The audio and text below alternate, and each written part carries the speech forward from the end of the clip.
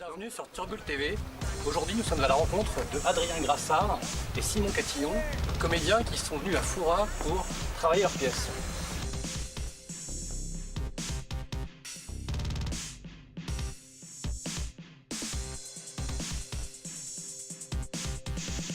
Vos projets pour l'avenir, est-ce que vous en avez déjà ou pas encore? Ou vous êtes vraiment concentré sur ce projet-là? Alors, on a beaucoup de projets, même si on doit se condenser un petit peu. Ouais. C'est que vu que cette pièce-là, c'est une sorte de... On essaie de créer un nouveau genre théâtral quand même, qui mélange cinéma et théâtre. Donc c'est des codes du cinéma sur une scène de théâtre, avec des clins d'œil de cinéma. Et on s'est dit, ouais, vu qu'on a déjà fait une sorte de blockbuster théâtral, pourquoi pas jouer sur tout ce qui est fausse suite en fait? Et on aimerait faire une sorte de trilogie théâtrale. Vraiment une trilogie où les gens viennent au théâtre et disent, ouais, tiens, c'est le deuxième, tiens, c'est le deuxième, c'est le troisième. Il n'y a qu'une vraie fin, une ligne rouge du premier jusqu'au troisième et ça. En fait la vie des deux inspecteurs qui suivent différentes missions, différentes enquêtes sur des personnages du théâtre qui s'entretuent, qui se volent. Moi chaque fois une enquête différente en fait, mais que ça soit en trilogie et qu'en même temps qu'il y a un vrai fil rouge, qu'il y ait des personnages que les gens connaissent, etc. Et que voilà, donc là le but c'est de se créer vraiment une espèce de fanbase on va dire qui va aimer cette pièce. Et qui reviendra voir si jamais il y a un 2 ou un 3 et voilà. Après on a aussi d'autres projets, on aimerait bien monter des classiques, etc. Mais bon ça sera pour plus longtemps parce qu'il faut qu'on se focus là-dessus. Puis on a encore l'école à finir, etc. quoi. Et alors pourquoi écrire du théâtre et pas une web série ou un court métrage par exemple? Grande question. Je réponds pour moi, tu réponds pour toi? Ouais. Non alors pour moi en fait, tout ce qui est cinéma, court-métrage, web-série, etc. ça m'intéresse moins. À l'époque j'avais eu une envie de créer une web-série, etc. Mais il faut du matos, il faut une équipe, une grosse équipe parce qu'il n'y a pas que les comédiens, il faut aussi les gens qui sont derrière les caméras, c'est de l'argent aussi, ça coûte très cher. Moi ce que j'aime bien dans le théâtre c'est que tu peux faire tout avec rien en fait. Il suffit juste d'une scène et même à la limite t'as un béret, tu peux faire croire que c'est un bol quoi. Si tu mets des céréales et du lait dedans, les gens vont y croire. Et c'est ça que j'aime bien dans le théâtre et du coup ça m'intéresse beaucoup moins d'aller vers de la caméra, vers des courts-métrages, etc. Alors après si on me propose je dirais pas non, mais moi en créer ça me donne pas très envie pour le moment. D'accord. Ça viendra peut-être plus tard. Moi je suis de ton avis aussi, le fait c'est vu qu'on écrit nous la pièce, on a une vision particulière de tout ce qu'on écrit. Et on se dit que pour l'instant on n'a pas forcément de budget ou quoi que ce soit. Et on se dit que sur la scène, on peut faire vivre tout ce qu'on veut en fait. Si on veut qu'il y ait un gros dragon qui bouffe tout le monde, on peut le faire avec rien du tout. On prend un rouleau de PQ, on le balance et tout le monde va faire waouh, c'est des barres. Et si on veut une grosse fusillade, on met 3 glands avec des patates dans la main et ils font des piou-piou et ça passe quoi. C'est en fonction, c'est une question de mise en scène, une question de liberté aussi. C'est ça. C'est que dans le court métrage et tout, il faut qu'on fasse du montage, il faut qu'on fasse des trucs, et des trucs qui sont potentiellement cheap ou pas. Là le cheap, on peut en jouer le côté cheap. On peut jouer sur le fait qu'on n'ait rien comme accessoire. Ça vous permet de vous exprimer aussi en tant que metteur en scène également. C'est ça. Ouais voilà c'est ça. En fait c'est vrai que c'est ça qui est intéressant au théâtre, c'est vraiment que tu peux tout faire avec rien et que ça peut passer. Plus c'est gros plus ça passe comme on dit en fait. Et quand il dit on peut arriver avec des patates et faire pan pan pan pan, il y a des spectacles je suis sûr qu'ils l'ont déjà fait parce que ça marche. Parce que les gens, quand tu es en théâtre, c'est t'ouvres un endroit où les gens regardent et se disent ok c'est vrai, tout ce qui va arriver sur cette scène c'est vrai. Et du coup tu peux vraiment faire ce que tu veux sans acheter forcément des 1000 et des cents d'accessoires. Et c'est ça qui est intéressant dans le théâtre. Là où pour un court métrage c'est plus dur parce qu'il y a la caméra, c'est pas en direct, t'as pas l'énergie qui vient à toi, c'est toi qui regardes ton court métrage chez toi, je sais pas, en général ton slip dans ton canapé, tu regardes ça. Si t'as envie d'arrêter, tu dis stop. C'est qu'on joue aussi au présent. C'est qu'on peut avoir 11 dates et que les 11 dates soient totalement différentes. Alors que c'est un court métrage, dès que tu l'as monté, dès que tu l'as sorti, c'est le même tout le temps. C'est ça en fait. Et là, dès qu'il y a une erreur, ou dès qu'il y a un fou rire, ou dès qu'il y a une improvisation que tout le monde suit, le public le voit et ça le fait marrer.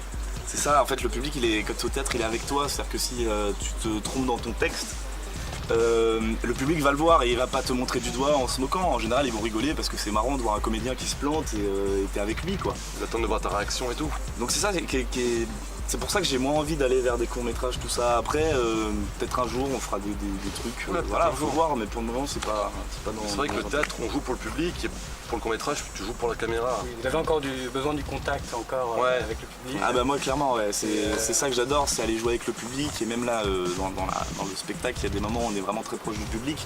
Et c'est ça que j'aime, c'est aller voir le public, aller avec eux dans les gradins, passer au milieu d'eux, leur parler. Et en fait, les prendre par la main et les amener dans ton univers. Là où pour un film c'est autre chose, c'est-à-dire que c'est plus On va dire pour un film, c'est toi qui décides de le regarder. T'es chez toi, tu vas sur ta page Facebook, tu vois un court-métrage, tu décides de le lancer ou pas. Le théâtre, c'est un peu pareil dans le sens où tu payes ton ticket, mais une fois que tu as payé ton billet et que tu es dans la salle, tu n'as plus le choix. Tu es là. Donc tu es obligé de te laisser transporter par les comédiens qui vont t'amener quelque part. Parce que si tu le fais pas, finalement, tu passes un mauvais moment et tu as payé ta place pour rien. Donc en général, les gens se laissent faire. C'est ça qui est plus intéressant, je trouve. Et puis en même temps, tu vois aussi les réactions en live. Tu vois. Si tu fais un court-métrage, tu sais pas vraiment ce que les gens en pensent. Voilà. Et dans l'acte de création, où est la difficulté au niveau de l'écriture? Est-ce que c'est dur parfois de s'entendre à deux ou à plusieurs plutôt que tout seul Bah après c'est là où le binôme fonctionne bien, c'est qu'on savait pas si ça allait fonctionner ou pas. On s'est dit ouais, est-ce qu'on va être d'accord sur certaines blagues, certains arcs narratifs, etc. Et en fait on a réussi à trouver une entente où il y en a un qui dit une blague, l'autre qui en dit une autre.